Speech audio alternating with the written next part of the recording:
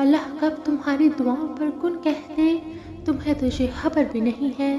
اگر تمہارے حصے میں انتظار کرنا لکھا ہے تو یقین کرو تمہارے حصے میں اس انتظار کا صلہ بھی ضرور لکھا گیا ہے۔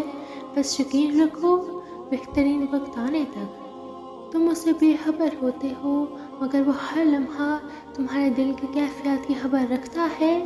تمہارے ذہن میں خیال آنے سے پہلے ہی وہ تمہارے ارادوں کو اور ہر خوف کو بانپ لیتا ہے۔ اللہ جانتا ہے کہ کب تمہارا سب ٹوٹنے کو تھا، مگر تم نے صبر کیا۔ اگر تمہارا دل بار بار تم سے اس بات پر لڑتا ہے کہ ابھی ہاں نہیں ماننی، ابھی تو اور شدت سے اللہ پر یقین رکھنا ہے، ابھی آسمانوں سے دعاؤں کی قبولیت اترتی دیکھنی ہے، ابھی تو کن فیکون کی خوشبو محسوس کرنی ہے، تو جان لو کہ اللہ کی طرف سے ہمت آ گئی۔ بہت جلد معجزہ بھی آنے والا ہے، جس نے ہمارے نبی صلی اللہ علیہ وآلہ وسلم کی ایک انگلی کے اشارے پر چاند کو توڑ کر رکھ دیا۔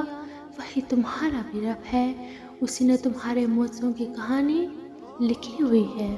سورہ بقرہ کی آیت نمبر 45 میں اللہ تعالیٰ فرماتے ہیں، صبر اور نماز سے مدد حاصل کرو تو دیکھو جب کوئی ایسی آزمائش آ جائے کہ کوئی راستہ نظر نہیں آ رہا ہو، آپ کو حق پر ہوتے ہوئے بھی مشکلات کا سامنا کرنا پڑے، تو ایسے میں اپنے اللہ پر یقین اور پختہ کر لینا، فوراً اٹھنا، وضو کرنا، خشوع کے ساتھ نماز ادا کرنا اور اللہ سے مدد مانگنا کہ اللہ آپ تو جانتے ہیں میں سب کچھ چھوڑ کر صرف آپ کے لیے جہاں تک آیا ہوں، اب مجھے ثابت قدم رکھنا، مجھے اپنے نفس کے حوالے نہ ہونے دینا، مجھے شیطان کے وسوسوں سے بچا لینا، پھر دیکھنا اللہ کیسی تمہاری مدد کرتا ہے، کیونکہ یہ تو صرف تمہارے یقین کی آزمائش تھی۔ تم تو خوش نصیب ہو کہ اس نے تمہیں ہدایت دی اور اپنے راستے کے لیے چنا۔ تہجد کے سجدے میں جھکا ہوا سر اللہ سے اپنی ہر بات منوا لیتا ہے۔ اگر قسمت کا لکھا سب کچھ ہوتا تو اللہ کبھی اپنے بندے کو دعا مانگنا نہ سکھاتا۔ بے شک دعا وہ ہتھیار ہے جو قسمت کو بھی مات دے سکتا ہے۔ جب آپ پریشان ہوتے ہو یا کسی آزمائش میں، تو اس وقت آپ بہت کمزور ہوتے ہو اور شیطان کا آپ پر وار کرنا بہت آسان ہو جاتا ہے۔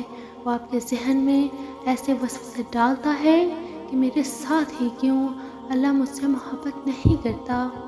شیطان ہر کسی پر ایک جیسا وار نہیں کرتا، اس کو ہماری کمزوری کا پتہ ہوتا ہے، انتظار کرتا ہے، آہستہ آہستہ ذہن میں چیزیں ڈالتا ہے، آپ کو بے سکون کرتا جاتا ہے تاکہ آپ اللہ سے شکوہ کرو، اللہ کے قریب مت جاؤ، کیونکہ یہ ایک نیچرل پروسیس ہے۔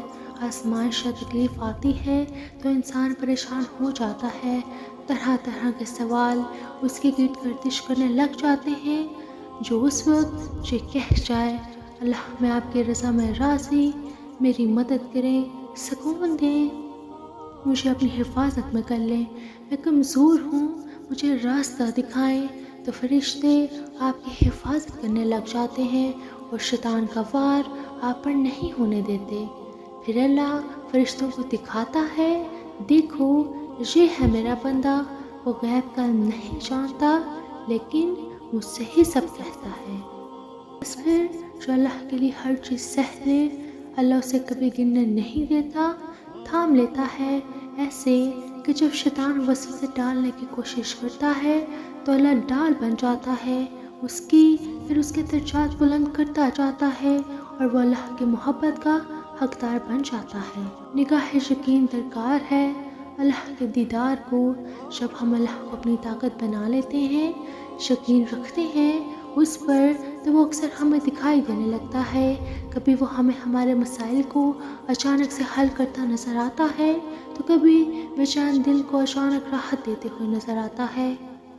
اس پر کامل یقین تو ایسا نور عطا کرتا ہے کہ ہمیں وہ ہر لمحہ اپنے آس پاس محسوس ہونے لگتا ہے۔ جب ہم اس کی رضا میں راضی ہونے لگتے ہیں تو وہ ہمیں بہت سی چیزوں میں اپنا عکس دکھاتا ہے۔ دوسرا موقع کہانیاں دیتی ہیں، زندگی نہیں۔